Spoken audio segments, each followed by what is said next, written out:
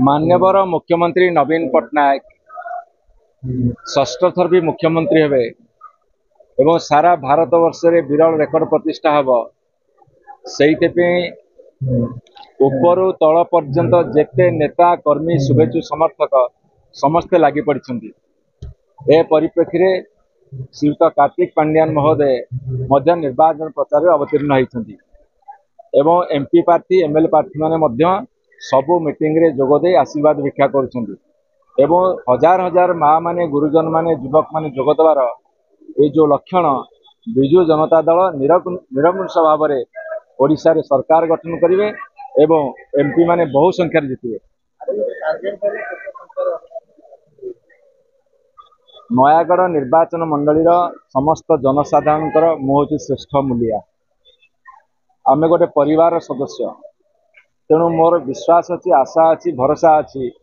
मो परिवार समस्त गुरुजन माने माँ माने युवक बंधु माने आमको आशीर्वाद रखिए विपुल संख्यार जितेबे। विकास विकास विकास विकास जो गाँ को गले कहते नवीन सरकार अमल रे काम नहीं जिते बड़े आसी माने आमर जो वरिष्ठ नेता आउ जो मार्गदर्शक अच्छा जो कार्तिक पांड्यान निजे आसते मुख्यमंत्री को वार्ता नहीं कि आसते सांगे आमर वरिष्ठ विधायक अंचल विधायक आप अरुण बाबू थे आउ जो लोक संख्या जो भाव में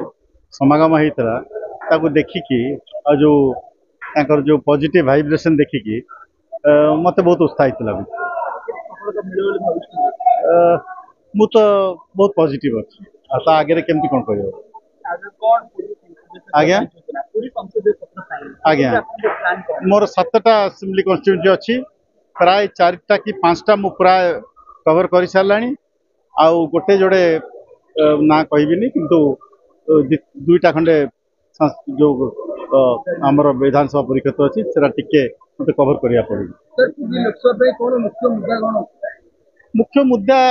एक्चुअली कौन जमी कहली आमर माननीय मुख्यमंत्री सबू योजना कर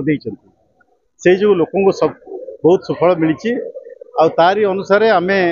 आगामी दिन में मेन मुद्दा हूँ जितबार न जीतले किसी ना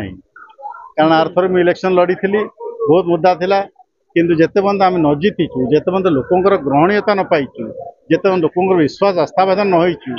ता आगे किसी भाभी भल कथा नुह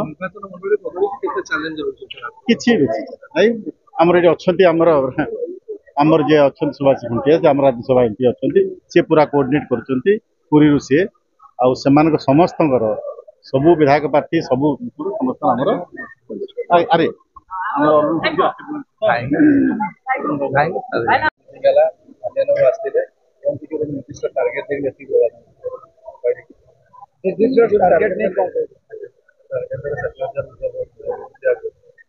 जदि से कहते आम निश्चय प्राणपुर चेष्टा करूँ से जाके करने मिनिमम 30+ बोली मोर आशा भरोसा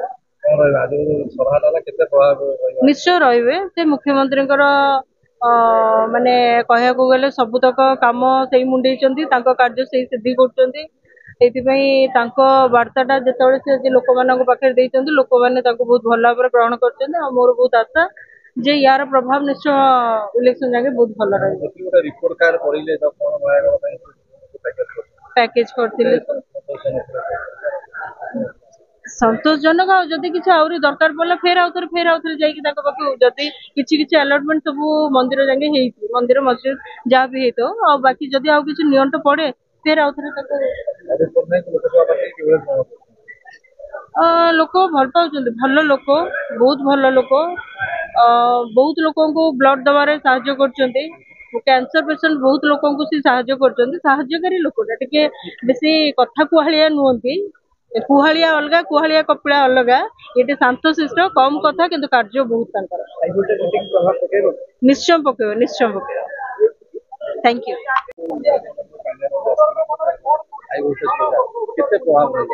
जय जगन्नाथ। तृणमूल स्तर में लोक मैंने मनस्थ कर सारे माननीय मुख्यमंत्री ऊपर आस्था भरोसा और विश्वास प्रकट कर आज आपण देखिथिबे हजार हजार संख्यक लोक ओडगाँ ठारे एकाठी होती एवं माननीय मुख्यमंत्री को षष्ठ थर पर मुख्यमंत्री करने निष्पत्ति नहीं जाइछन्ति। तेणु माननीय मुख्यमंत्री को मुख्यमंत्री करने हेले दुईटी आसन आपण विधानसभा आसन और लोकसभा आसन को विपुल परिमाण भोट दे विजयी करने आज संकल्प नहीं आज 5टी अध्यक्ष जी अच्छा